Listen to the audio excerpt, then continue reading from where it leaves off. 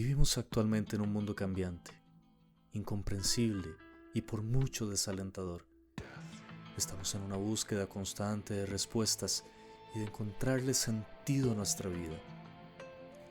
Les doy la más cordial bienvenida a Tu Palabra es Verdad, un espacio donde nos adentraremos a las profundidades de las Sagradas Escrituras, buscando respuestas a las grandes interrogantes de nuestra vida. Acompáñenos. Amado Señor, gracias porque eres bueno, para siempre es tu misericordia, Señor, porque por gracia hemos sido salvos y esto es un don de Dios, no de parte de nosotros, para que no nos glorifiquemos nosotros mismos, para que no nos jactemos, sino que eres tú, Señor, digno de toda honra. Gracias por la oportunidad de venir a tu palabra un día más, una noche más, Señor, disfrutando también de esta lluvia. Y te pedimos, como siempre, tu compañía, Señor, tu sabiduría que viene de lo alto y que tu Santo Espíritu que está aquí en medio de nosotros, Señor, con nosotros, nos lleve por caminos de verdad, por caminos de justicia, por amor de tu nombre. Santifícanos en verdad porque tu palabra es verdad. En el nombre de Jesús, amén y amén. Quiero comentarles que vamos a estudiar a partir del capítulo 12 del Génesis y seguimos con la vida de Abraham, este personaje fundamental, digámoslo así, en el desarrollo de los acontecimientos bíblicos.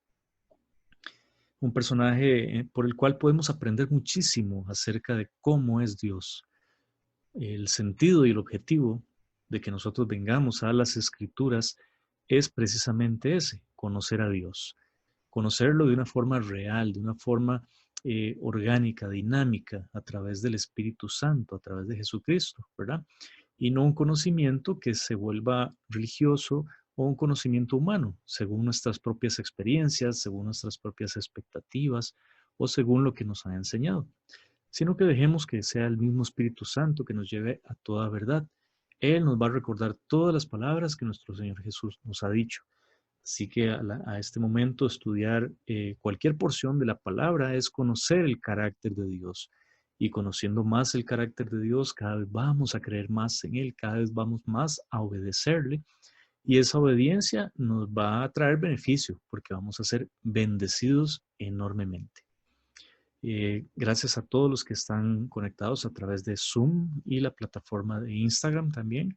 Es una bendición realmente poderlos tener con nosotros, que me acompañen a esta hora y que podamos aprender juntos de la palabra, porque esa es el propósito de Dios, que nosotros podamos compartir los conocimientos de la palabra de Dios para que entre todos también podamos ser bendición unos con otros. Génesis 12 nos habla ya de Abraham, a partir del versículo 1, ya nos empieza a hablar específicamente de Abraham, porque el capítulo 11, hacia el final del capítulo 11 anterior, habíamos visto las generaciones de Abraham, habíamos visto su padre, Taré, habíamos visto a su abuelo, habíamos visto también sus hermanos y un poquito la historia, ¿verdad? De que es el padre el que motiva a salir de la tierra de Ur de los Caldeos, lo que es Irak, y desplazarse hacia donde Dios les está mandando, que es a la tierra de Canaán, lo que hoy en día conocemos como Jerusalén o Cisjordania, ¿verdad? Porque recuerden que esa parte está dividida, no pertenece completamente a Israel, sino que está en manos de la ONU y una parte, Jerusalén este, está en manos de los palestinos, que son árabes, pero realmente esa tierra le pertenece a Israel y anteriormente era la tierra conocida como Canaán. Capítulo 12 nos dice así: pero el Señor había dicho a Abraham, vete de tu tierra y de tu parentela y de la casa de tu padre, a la tierra que yo te mostraré, y haré de ti una nación grande y te bendeciré, y engrandeceré tu nombre y serás bendición. Aquí tenemos prácticamente cuatro promesas, ¿verdad? El Señor le vuelve a hablar a Abraham, porque la primera vez que le habló, quizás él no hizo caso, sino que fue Taré el que tuvo que llevárselo. Solo que el viaje no fue completo, se quedan a medio camino. Ellos no se van de una a la tierra de Canaán, sino que suben a la tierra de Aram. Y Aram es lo que hoy en día podríamos hablar de que es una parte entre Siria e Irak, hacia el norte. Tal vez la zona que nosotros conocemos como Alepo, que fue destruida hace poco por ISIS, ¿verdad? Que fue un territorio ocupado por los terroristas de ISIS, quedó totalmente destruida. Bueno, toda esa zona era la tierra de Aram y ellos se quedan ahí, se quedan a medio camino. Cuando la orden era, salga de la tierra y vaya a la tierra que yo le voy a mostrar. Abraham espera que se muera su padre y Dios se le manifiesta nuevamente, le vuelve a dar otra vez la orden, vaya a la tierra que yo le voy a mostrar. Él sale en esta oportunidad, solo que sale no solo con su esposa, sino que también se lleva a Lot. Esto más adelante iba a desencadenar una serie de acontecimientos desafortunados, como dice la película, porque digamos que la obediencia no fue completa, él tenía que haber dejado a Lot. Quizás por lástima, por misericordia, no lo sabemos por qué se lo llevó, pero la orden era muy clara. La orden era, deja tu tierra y tu parentela y vaya y vete a la tierra que yo te mostraré. Pero bueno, así sucedieron las cosas. Abraham se lleva también a Lot, su sobrino, y se enrumban hacia esa tierra desconocida. Ya eso debe tener un suficiente mérito ante Dios, ¿verdad? Porque Abraham se va a una tierra que no conoce, dejando no solo riquezas atrás, gente conocida, sus familiares, sus amigos, su religiosidad, sus rituales, ¿verdad? Y eso es muy valioso. Recordemos la vez anterior, el jueves pasado, que les dije que apostar por Dios, creerle a Dios va a ser la mejor apuesta que nosotros podemos tener, independientemente de cuál sea el resultado que vayamos a tener, porque ese resultado siempre va a ser lo mejor para nosotros. Lo que pasa es que eso es la fe precisamente, caminar y avanzar hacia donde el Señor nos vaya moviendo. Y estas bendiciones, ¿verdad? Haré de ti una nación grande, ahí está la primera promesa, la primera bendición que le da. Te bendeciré, ahí está la otra promesa. Engrandeceré tu nombre, otra promesa más. Y serás bendición. Vean qué interesante, porque el Señor nos bendice para que nosotros seamos bendición a los demás. Si hoy usted tiene un trabajo y tiene para pagar sus cuentas y puede bendecir a otros de alguna manera, estamos llamados a hacerlo.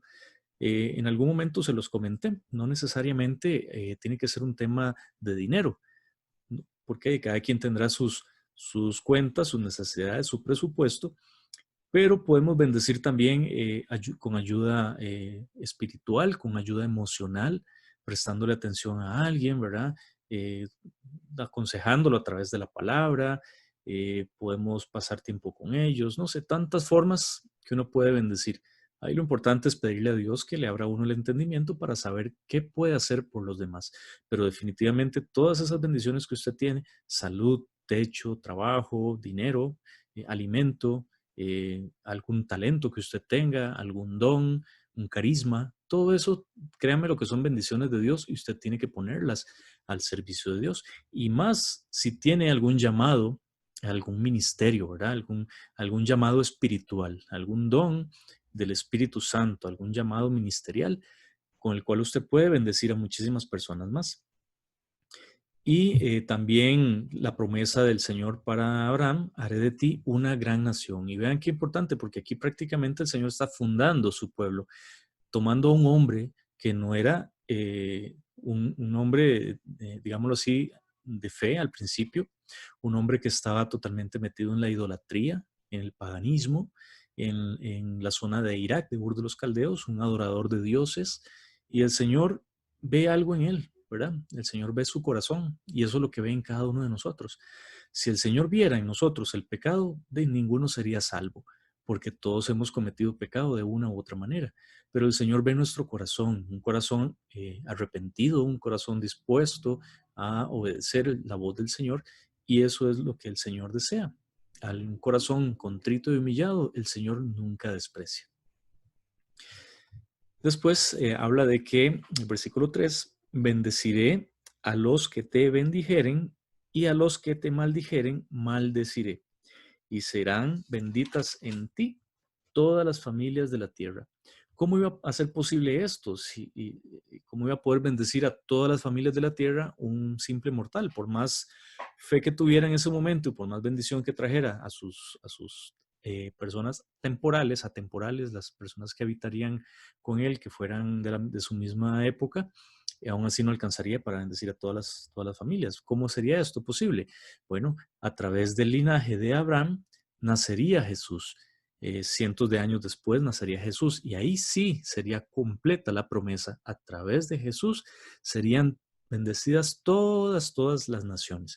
Y eso es lo más importante, que gracias a la obediencia de un hombre, gracias a la valentía de un hombre por apostar por Dios, el plan de Dios se fue ejecutando a través de su linaje, a través de los años, hasta que esa promesa fuera cumplida con Jesucristo. ¿Verdad? Recordemos que los que murieron antes de la muerte y resurrección de Cristo, obviamente están reservados en un lugar especial, en alma, en el cielo, esperando la resurrección, ¿verdad? Porque como no estaba Cristo todavía, no había cumplido su sacrificio, esas almas que murieron antes de la cruz tenían que esperar a que pasara el sacrificio de Jesús para que ahí sí ya fuera completa esa fe, ¿verdad? Esa fe que ellos tuvieron antes de la cruz les valió para que cuando llegara el sacrificio completo de Jesucristo, ahí se completara la obra de Jesús también en ellos. Y seguimos leyendo. Tomó pues a Abraham, a Sarai su mujer, y a Lot, hijo de su hermano, y a todos sus bienes que habían ganado, y las personas que habían adquirido en Aram, y salieron para ir a la tierra de Canaán, y a tierra de Canaán llegaron. O sea, salió toda una comitiva, toda una caravana. Me imagino todas esas caravanas que uno ve en los documentales en el desierto, ¿verdad? Con carpas y con camellos y criados, etcétera. Abraham no era un hombre pobre, era un hombre que había acumulado riqueza en Aram. Posiblemente Aram era un centro cosmopolita de la época. Así que ahí tenemos como los dos principales distractores de la fe, podríamos llamarlo así.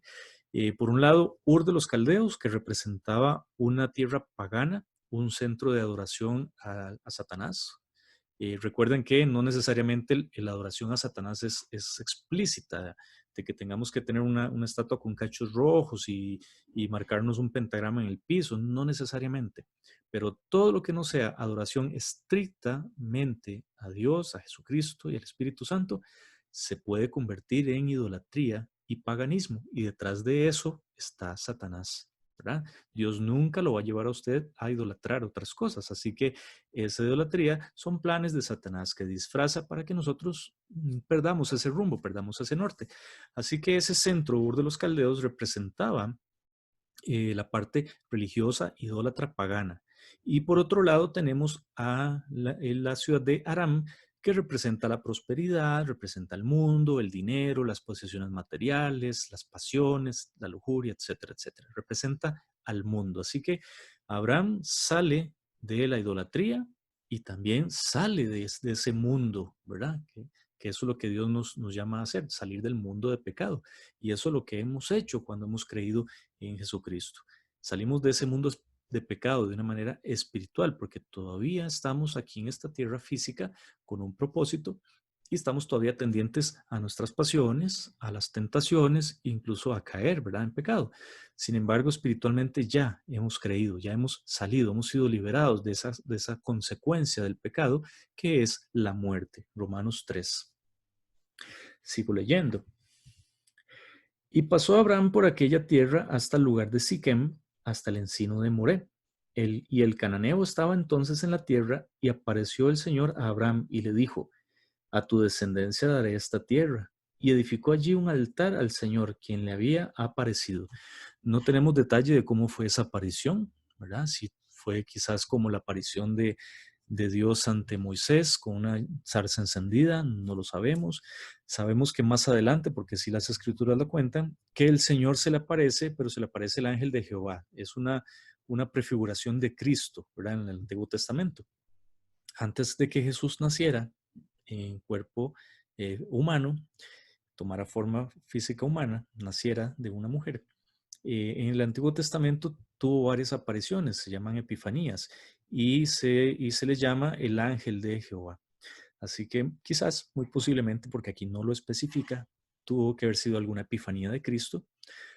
¿Y por qué digo que Cristo? Porque la palabra es muy clara cuando dice que nadie ha visto a Dios, nadie ha visto al Padre en forma física. Moisés, que fue el que más cerquita estuvo de verlo, le dio la espalda a Dios. Y eso lo podemos ver, me parece que está en Números, cuando el Señor le dice que Él va a pasar, que se esconda en una peña, en una endija, entre una piedra, y que se tape la cara, y que cuando Él haya pasado, le va a permitir verlo cuando Él ya se va retirando. Así que cuando Dios pasó, hubo un gran viento, como un tornado, y Moisés se tapó, y cuando el Señor pasó, Moisés sale y puede verlo de espaldas. Qué privilegio, qué hermoso. Pero es lo más cerca que un ser humano ha estado de ver físicamente al Padre, porque la manera como el Padre ha decidido darnos a conocer a nosotros es a través de Jesús. Jesús mismo se lo dijo a sus apóstoles: el que me ha visto a mí, ha visto al Padre. Así que la manera que nosotros tenemos de ver a Dios es a través de Jesús. Y aquellos que lo vieron físicamente, que lo conocieron físicamente, pudieron ver el retrato, el rostro de Dios, la plenitud de Dios expresada en el rostro de Jesús. Así que en este caso podemos ser bastante apegados a la palabra, decir que Abraham no lo vio físicamente, que Abraham pudo haberlo visto a través de una manifestación espiritual, o verlo a través de una luz, o a través del ángel de Jehová.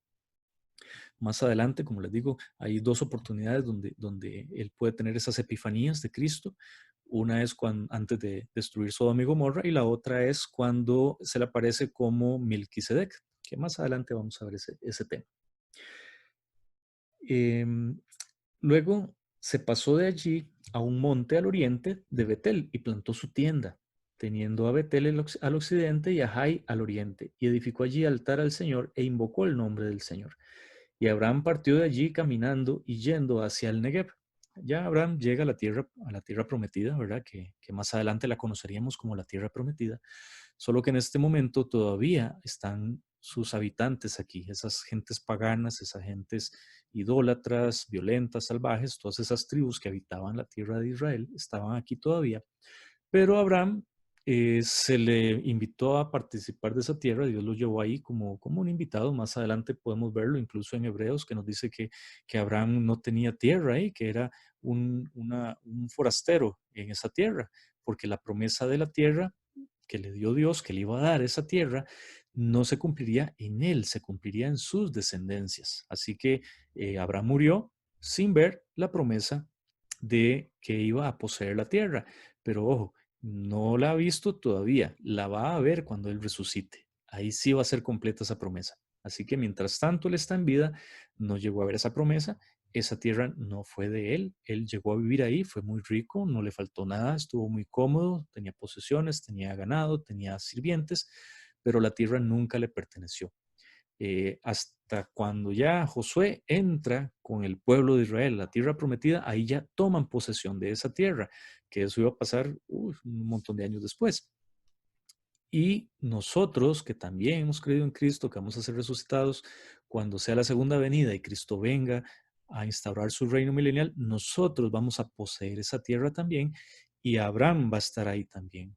Con la segunda venida de Cristo van a resucitar los santos del Antiguo Testamento, y ahí vamos a poseer la tierra, y esa promesa va a ser cumplida en su tiempo.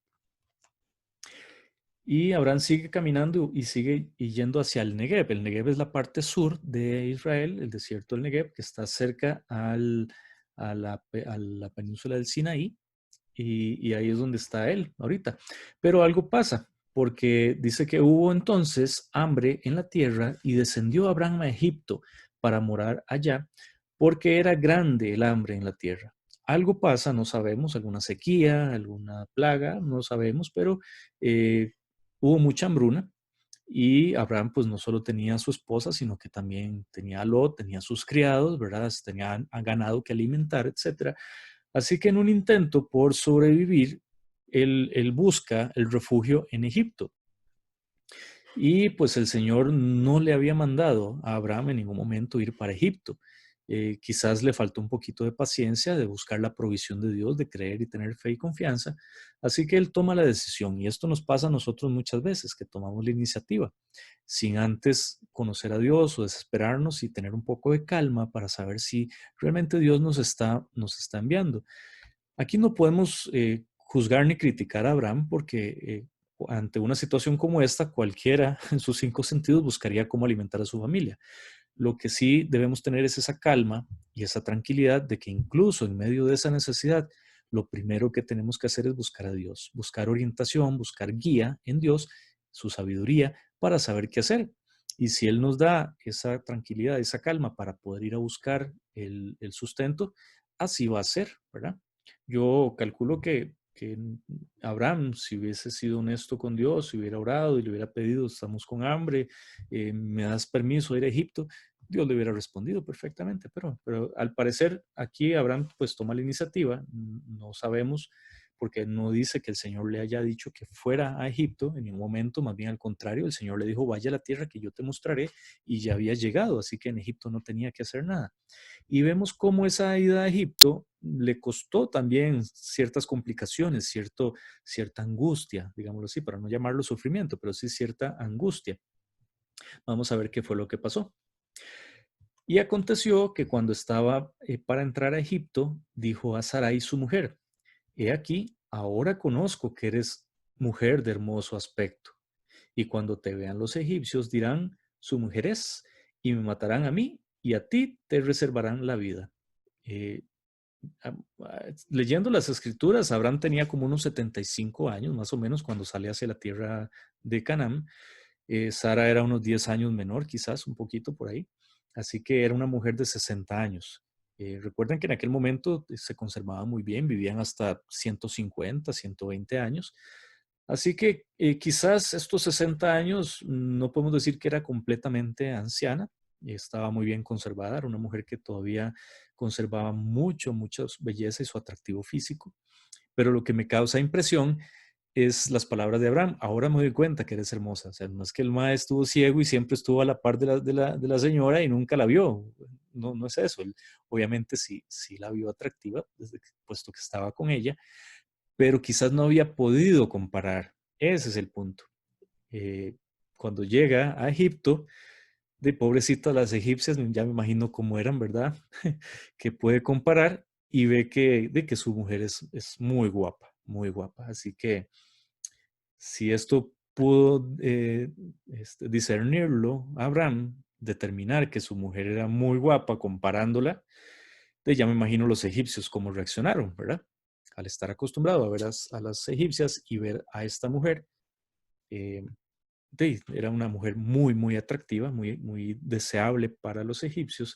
Y en ese entonces tenían esa costumbre de que el rey, el faraón, si veía a una mujer, simplemente la tomaba y punto. Ahí él era el amo y señor y nadie podía chistar.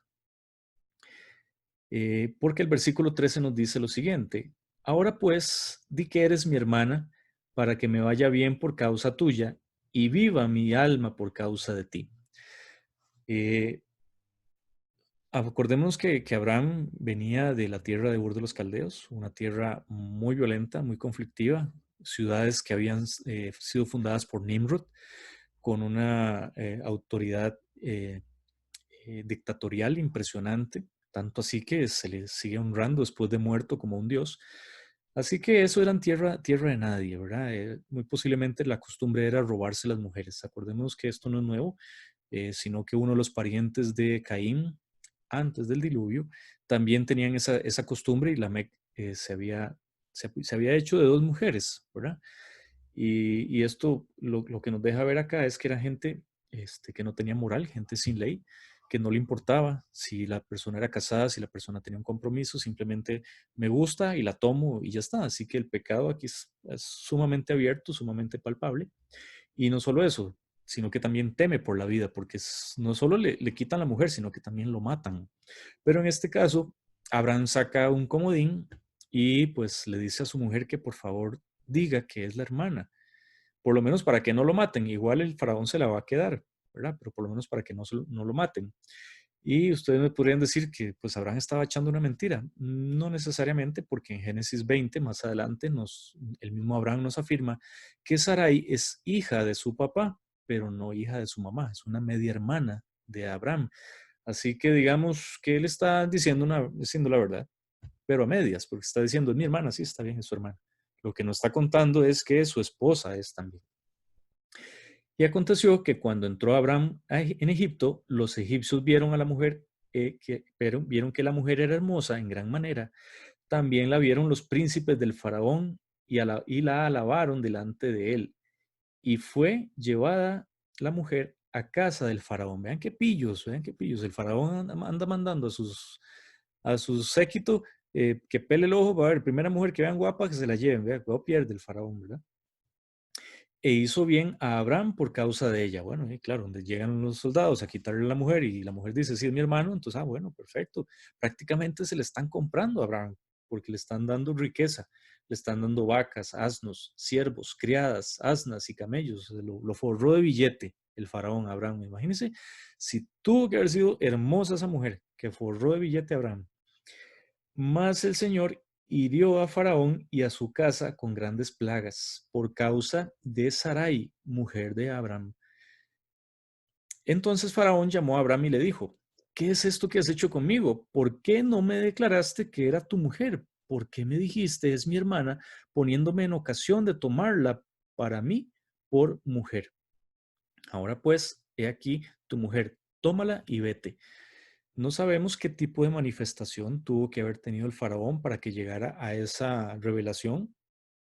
Y no solo esa revelación, sino yo aquí leo miedo también, un temor impresionante. No sabemos qué tipo de plagas tuvieron que haber sido, pero fueron lo suficientemente fuertes para que el faraón tuviera tanto miedo que devolviera a la mujer. No, no, yo no quiero nada con esta mujer, Dios guarde, esta mujer es sagrada. Y de alguna manera Dios tuvo que haberle hecho saber que esa mujer tenía dueño y a través de las plagas, ¿verdad? Porque Dios, acuérdense que Dios no es que manda un juicio de una, sino que Él primero advierte a las personas. Lo que pasa es que aquí cuando vemos plagas, quiere decir que tal vez el faraón estaba un poquito cabezoncito, no quiso entender, así que bueno, vamos a jalarle un poco más el mecate, le mando las plagas y ahí se asusta. Así que él de alguna manera sabe que esas plagas, que ese castigo está viniendo a través de algo que él está haciendo y esa revelación viene completa. Está diciendo si específicamente es por la mujer de Abraham, porque aquí lo dice, por causa de Sarai. Así que también Dios, vean cómo Dios se manifiesta incluso a las personas impías que están lejos de Él. No solamente creamos que cuando venimos a ser cristianos, a tener el Espíritu Santo, ya el Señor empieza a hablar con nosotros y a revelarnos, ¿no? Incluso cuando estábamos en el camino de los impíos, sin Cristo, sin salvación, el Señor nos llamó una y otra vez, el Señor nos hablaba, lo que pasa es que era muy difícil escuchar su voz, bendito Dios que en algún momento escuchamos ese llamado. Pero aquí definitivamente Dios le dice al faraón, no se meta con esa mujer. El faraón se asusta, le devuelve la mujer y le dice que se vayan. O sea, no solo que se la devuelve, sino váyase de aquí, no quiero más plagas, no quiero más maldición sobre mi familia. Entonces Faraón dio orden a su gente acerca de Abraham y le acompañaron y su mujer con todo lo que tenía. Así que no solo se fue, vean que también el Señor, a pesar de la testarudez de Abraham, a pesar de que incluso iba a ceder su mujer, el Señor lo bendice porque el Señor tenía un plan para él. Y también el hecho de caer no implica que nosotros no podamos levantarnos. El hecho de cometer un error, de cometer un pecado, no implica que nosotros podamos reconocer eso y volver otra vez a buscar el rostro de Dios. Claro que sí. Recuerden que el Señor Jesús murió con las manos extendidas en esa cruz porque Él nos abraza, nos quiere abrazar, nos quiere ayudar todo el tiempo. Y la redención es completa en Cristo. Él nos perdona los pecados y Él está dispuesto siempre 24/7 con su trono de gracia, dispuesto a recibirnos.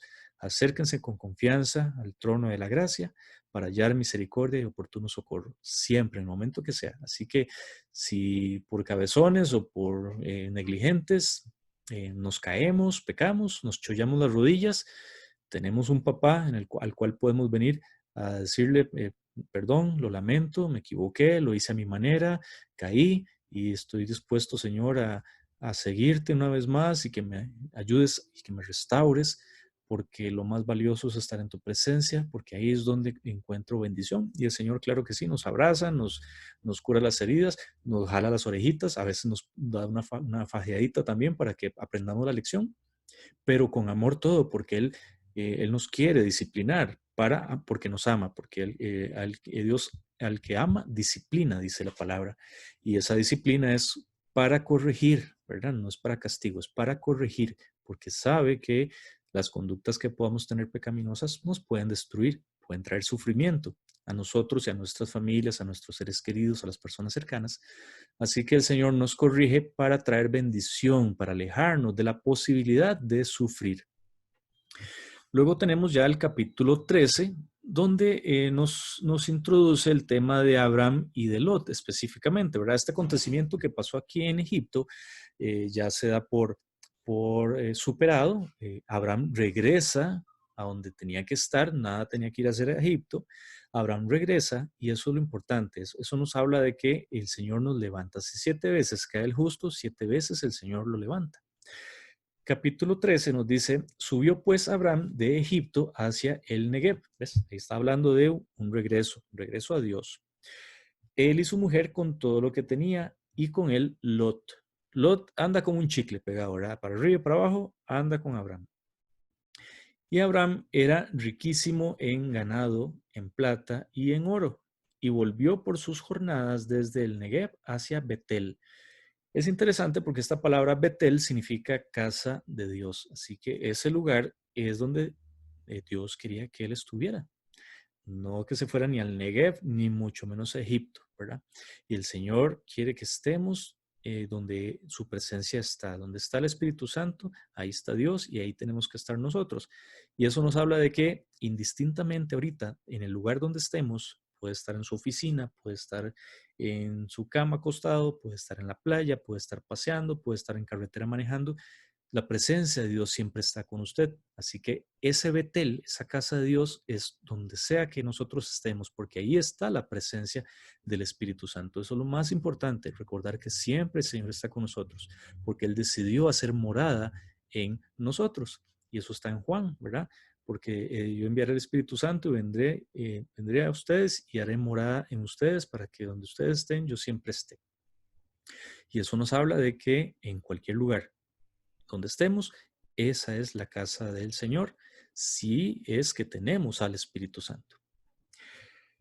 Eh, al lugar del altar que había hecho allí e invocó allí a Abraham el nombre del Señor. Bueno, él regresa al lugar de Betel donde había hecho ese altar, ¿verdad? Ese altar era un recordatorio, una conmemoración, un tipo de alabanza. Son rituales diferentes. Nosotros ahora no estamos llamados a hacer ningún altar. No es que de repente vamos a ir manejando y tenemos alguna revelación del Señor o el Señor nos trae algún pensamiento al corazón y vamos a parar el vehículo y vamos a coger un poco de piedras y vamos a hacer un monolito ahí, un altar. No, de eso no se trata. Ya esto era antes, ¿verdad? Era una forma de honrar al Señor, una forma de decir, Señor, aquí me bendijiste y voy a recordar eso porque esto es un recordatorio de que aquí me trajiste bendición, de que aquí me hablaste. Ahora nosotros lo hacemos, como les digo, a través del Espíritu Santo, que Él es el que nos recuerda todas las cosas que Jesús dijo a través de su palabra. También Lot, que andaba con Abraham, tenía ovejas y vacas y tiendas, y la tierra no era suficiente para que habitasen juntos, pues sus posesiones eran muchas y no podían morar en un mismo lugar. Y hubo contienda entre los pastores del ganado de Abraham y los pastores del ganado de Lot, y el cananeo, el fereceo, habitaban entonces en la tierra. Esta es una de las consecuencias de esa desobediencia, ¿verdad? De esa negligencia, de haber pasado por alto esa instrucción, de que dejara su parentela, que solo tomara a su mujer. Así que esto le trajo problemas. Ya habían crecido en demasía. Lot tenía también sus criados, su riqueza, Abraham también, y se estaban empezando a pelotar, digámoslo así. El Señor, la instrucción que dio desde cuando estaba con Abraham, con Adán y Eva, perdón, y después cuando estaba Noé, después del diluvio, les dijo, llenen la tierra, muévanse, hay mucho campo para todos. ¿Y qué fue lo que pasó cuando todos se quedaron apelotados ahí en la llanura del Sinar, en Mesopotamia, en Irak? Empezaron a levantar un hombre, empezaron a depender de un hombre, empezaron los problemas, empezó la idolatría. Así que aquí también están enfrentando ese tipo de problemas, no se ponen de acuerdo, hay demasiada lucha, contienda entre ellos, y pues el Señor toca a Abraham para que él tenga esa revelación y decida tomar una decisión. Este momento es un momento decisivo, ¿verdad? marca un antes y un después, y también marca muchas de las cosas que van a pasarle, sobre todo a Lot, ¿verdad? Y vamos a ver por qué. Y hubo contienda entre los pastores del ganado de Abraham y los pastores del ganado de Lot. Y el cananeo y el fereceo habitaban entonces en la tierra. Vean que la tierra no solo también era para ellos, ahí también estaban los habitantes de esa zona. Así que eso también podía traer algún tipo de problema entre las mismas familias, y no solo entre familias, sino con los vecinos. Entonces Abraham dijo a Lot: no haya ahora altercado entre nosotros dos, entre mis pastores y los tuyos, porque somos hermanos. ¿No está toda la tierra delante de ti? Abraham siempre conciliador, ¿verdad? Yo me lo imagino con ese espíritu apacible, con ese espíritu de amor, eh, por el cual no quiere tener una contienda, no quiere tener un pleito. ¿No está toda la tierra delante de ti? Yo te ruego que te apartes de mí. Si fueres a la mano izquierda, yo iré a la derecha, y si tú a la derecha, yo iré a la izquierda. Y alzó Lot sus ojos y vio toda la llanura del Jordán, que toda ella era de riego, como el huerto de Jehová, como la tierra de Egipto, en la dirección de Zoar, antes que destruyese el Señor a Sodoma y Gomorra. Entonces Lot escogió para sí toda la llanura del Jordán, y se fue Lot hacia el oriente, y se apartaron el uno del otro. Así que Abraham le da la posibilidad a Lot de que escoja primero. Eso también nos habla del corazón que tenía Abraham. Él amaba a su familia, y a pesar de que habían problemas, todo él quería que estuviera bien su familia, su sobrino Lot y toda su familia con él. Le da a escoger, y Lot, pues sí, hace mesa gallega, levanta los ojos, y esto nos dice que es con sabiduría humana.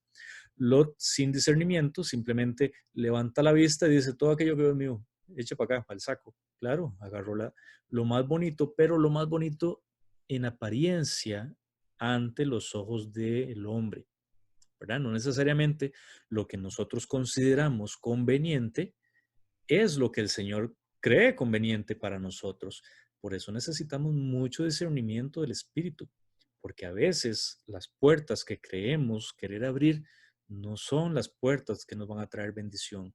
Y ahí está el Señor siempre atento para guiarnos y a decirnos: sí, esa puerta parece bonita, se ve bonita, pero no, yo tengo algo mejor para vos. Y en este caso sabemos cómo terminó la historia. Lot alza sus ojos, escoge con discernimiento humano, ve qué es lo bonito ante los ojos. Acuérdense que eso es uno de los tres concupiscencias del hombre, ¿verdad? Los deseos de los ojos. Así que es por esa avaricia de lo que él ve delante de sus ojos, él toma la decisión de irse a esa tierra, porque ya Abraham le había dado la posibilidad: no, escoja usted primero. Claro, él ve esa tierra y se va, pero esa tierra es camino hacia Sodoma y Gomorra, y ahí es donde va a encontrar muchísimos problemas Lot. Dice así: entonces Lot escogió para sí toda la llanura del Jordán, y se fue Lot hacia el oriente, y se apartaron el uno del otro. Abraham acampó en la tierra de Canaán, en tanto que Lot habitó en las ciudades de la llanura, y fue poniendo sus tiendas hasta Sodoma. Abraham se quedó ahí. El que se fue es Lot, o fue Lot. Lot decide irse, ve una llanura, una tierra muy fértil, muy linda ante los ojos, y va y la escoge.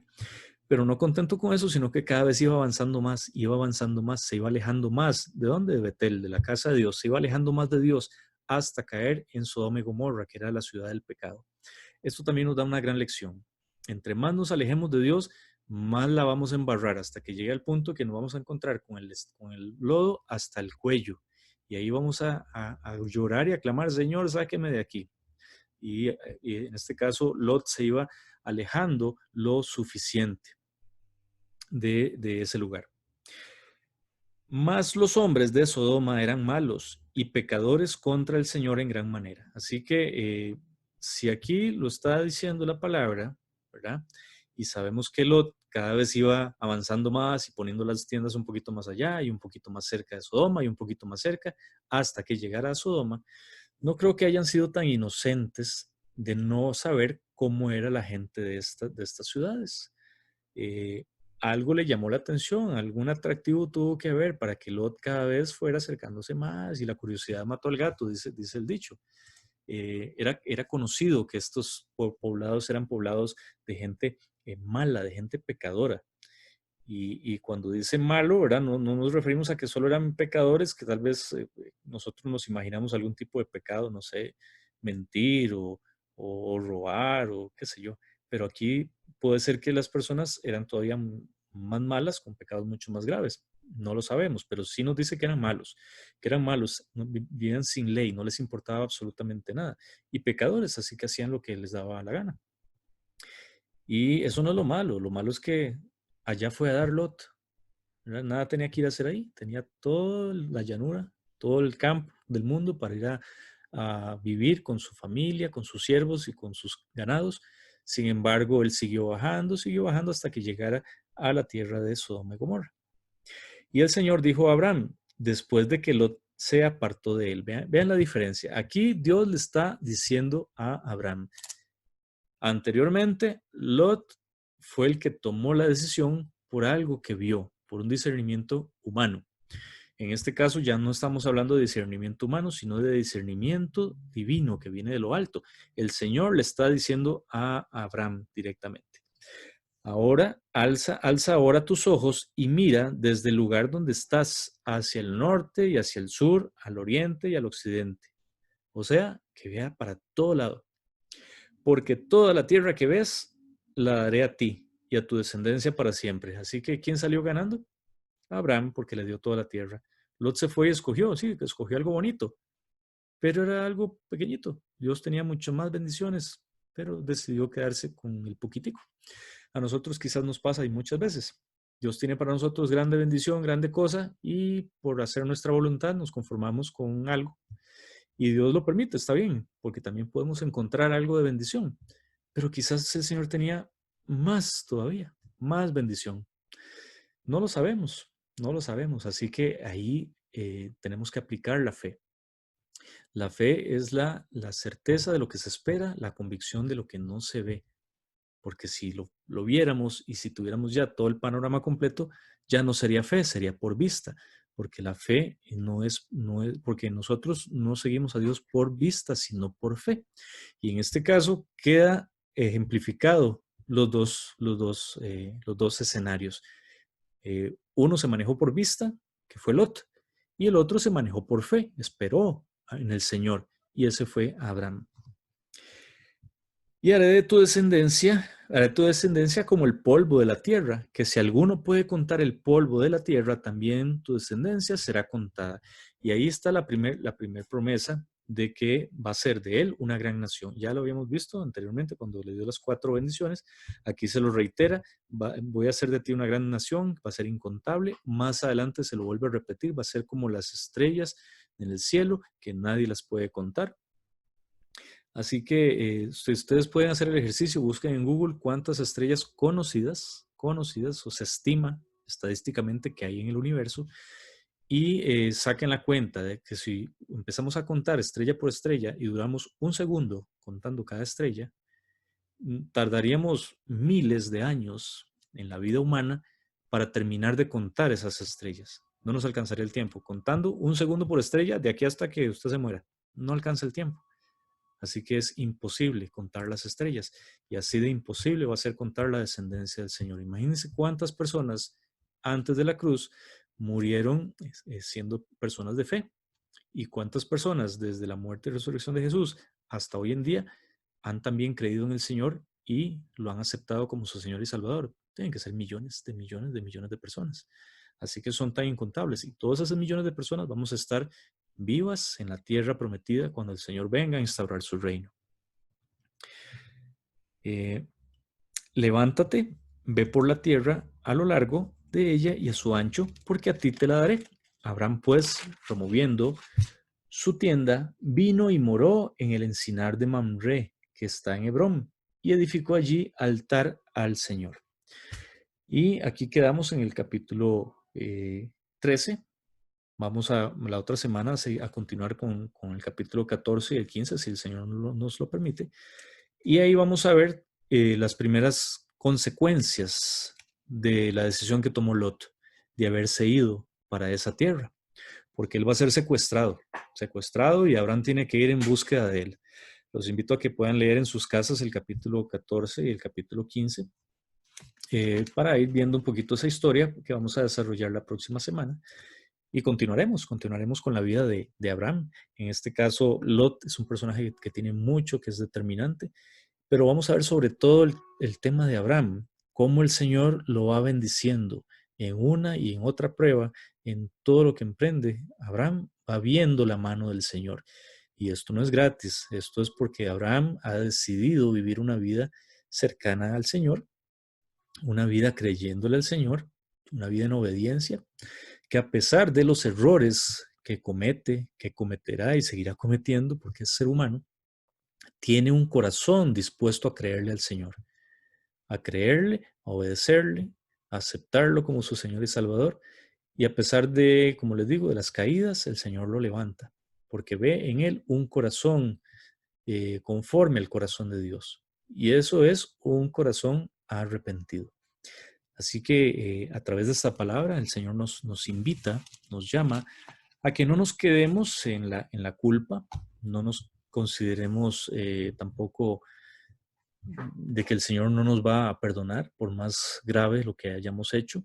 Al contrario, el Señor quiere restaurarnos esta noche, quiere darnos su perdón y su bendición, y lo único que está esperando es que volvamos a Él, nada más. Así que el Señor es justo, es misericordioso, ya Él pagó en la cruz todo lo que había que pagar ante nuestro Padre, y lo que nos queda es ser agradecido, sentirnos afortunados de tener un Padre misericordioso, de tener a nuestro Señor Jesús de nuestro lado, defendiéndonos ante el Padre, intercediendo por nosotros ante el Padre. Y esto es suficiente motivo para que alcemos la cabeza con orgullo, sabiéndonos hijos de Dios, sabiéndonos que el Señor nos ama, que el Señor nos restaura y que lo que quiere es que la vida que estemos llevando sea una vida de bendición, cada vez más y más alejada del pecado, cada vez más y más en restauración. Hasta aquí llega nuestro programa. Acompáñanos en una próxima edición y los estaré esperando para descubrir juntos cosas maravillosas. Le pido al Padre que los santifique en verdad, porque su palabra es verdad.